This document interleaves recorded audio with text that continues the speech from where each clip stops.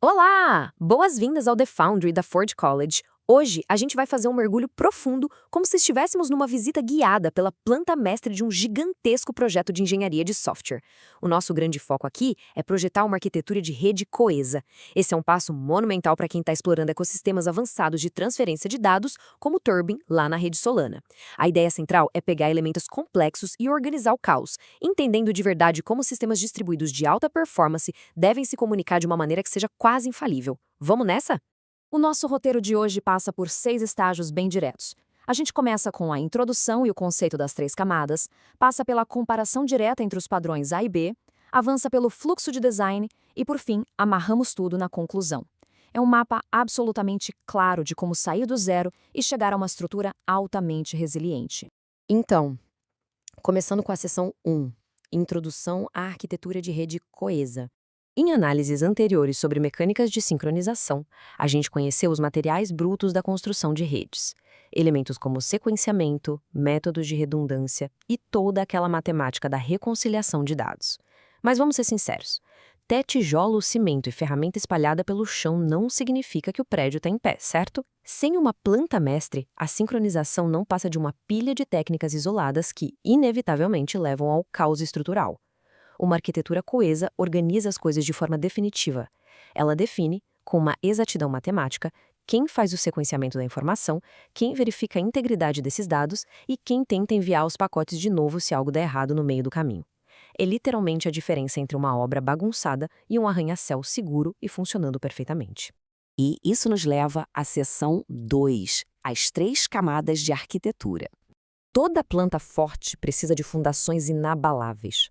No mundo da transferência de redes, a gente divide o trabalho em 3 frentes verticais e o núcleo disso é o padrão de arquitetura coesa. Pense nele como um pacote de soluções precisas para problemas recorrentes. Para facilitar, imagine um canteiro de obras. Primeiro, temos a camada de orquestração, que é tipo o gerente de projetos, ditando a ordem e os sinais de controle. Depois, a camada de transporte, que seria a frota de caminhões de entrega, movendo material com redundância para garantir que a carga chegue. E na base, a camada de garantia, que age como aquele inspetor de qualidade com uma prancheta na mão, conferindo as entregas e resolvendo pendências para poder aprovar a obra. O grande pulo do gato aqui é mapear de forma inteligente como diferentes técnicas interagem através dessas 3 camadas. Cada linha dessa tabela representa uma escolha e, claro, um trade-off. Por exemplo, se a arquitetura exigia um sequenciamento estrito lá no topo na orquestração, o trabalho do inspetor lá na base da garantia fica incrivelmente mais simples. Mas, se a gente optar por um modelo mais flexível no topo, a complexidade simplesmente muda de lugar, e o inspetor vai ter o dobro do trabalho para organizar tudo. Ou seja, as decisões nunca acontecem no vácuo. Cada promessa feita numa camada vai ditar o esforço de todas as outras. O que nos leva perfeitamente à seção 3, aplicando tudo isso no mundo real. Padrão A, o pipeline ordenado. Dá para chamar esse padrão A carinhosamente de o gerente de projetos inflexível do design de redes. Operacionalmente, ele funciona com identidades de sequência extremamente rigorosas, sempre emitidas por um líder único trafegando por uma árvore de roteamento preferencial. Como o sequenciamento é estrito e não tolera desvios, a deduplicação de dados lá na ponta final vira uma tarefa super trivial. Isso é absolutamente perfeito para componentes downstream que exigem uma ordem canônica sagrada no livro razão, com uma latência bem previsível. É um padrão rápido, absurdamente ordenado e que simplesmente não aceita bagunça. Mas e se um ambiente de rede for instável e turbulento? É aí que entra a seção 4, o padrão B, ou streams paralelos redundantes. A mágica do padrão B está toda na sua flexibilidade tática.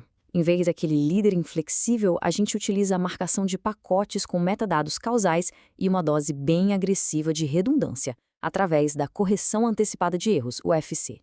Depois, o estado final do sistema é reconstruído de forma determinística, literalmente juntando as peças do quebra-cabeça, não importa a ordem que elas chegaram. É como ter uma equipe ágil mesclando dezenas de trabalhos simultâneos. A prioridade máxima aqui é garantir a resiliência da entrega, mesmo debaixo de uma pesada perda de pacotes, aceitando numa boa que a latência não vai ser a menor de todas. Quando colocamos essas 2 opções lado a lado, o grande dilema da engenharia de redes fica óbvio. Na esquerda, o padrão A foca em baixa latência e reconciliação mínima. A flexibilidade é sacrificada no altar da velocidade pura. Na direita, o padrão B entrega alta resiliência e degradação suave. gastando muito mais banda e poder de CPU em troca de uma robustez extrema para sobreviver a qualquer engarrafamento. E olha só, não existe uma resposta magicamente correta.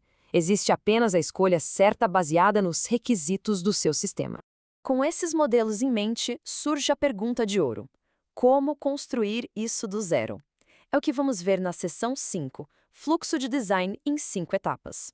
Transformar rascunhos numa verdadeira linha de montagem prática é o grande foco das comunidades das jornadas de aprendizado lá na Ford College. Ter um processo sistemático que não falha é o segredo de uma grande engenharia.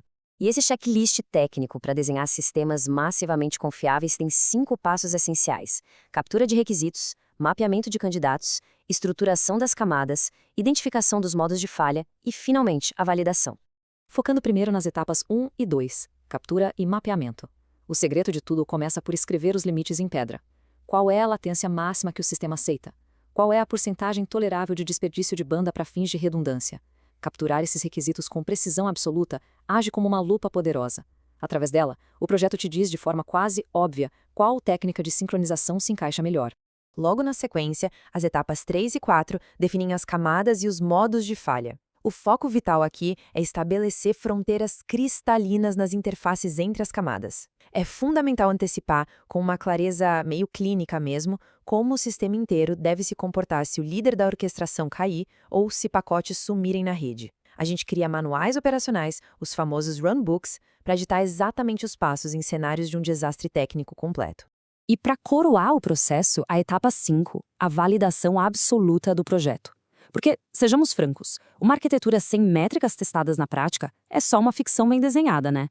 Estabelecer regras claras como garantir o funcionamento enfrentando 10% de perda sintética de pacotes é o que confirma se a engenharia suporta a realidade violenta do mundo real ou se vai desmoronar na primeira hora de uso. Chegamos na reta final, seção 6, conclusão e próximos passos. Depois desse tour por esquemas complexos, é hora de consolidar nossas regras de ouro. Temos 2 pilares monumentais que sustentam tudo o que foi dito. Primeiro, alinhar sempre o rigor do sequenciamento com as responsabilidades centrais da orquestração. Segundo, posicionar o escudo da redundância de dados exatamente onde a imprevisibilidade da rede atinge seus maiores picos. O verdadeiro atestado de excelência repousa na capacidade de equilibrar essa balança, o peso do custo de coordenação de um lado contra a garantia inabalável de entrega do outro. Para encerrar, fica a grande e provocativa questão: como esses padrões vão se comportar sob testes de estresse implacáveis no mundo real? Porque, no fim do dia, o cenário real é o único juiz de um projeto de engenharia.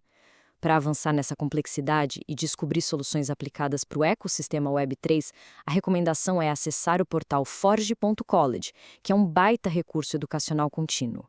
As fundações teóricas estão firmadas, agora é hora de explorar a construção prática. Um grande abraço e até a próxima análise.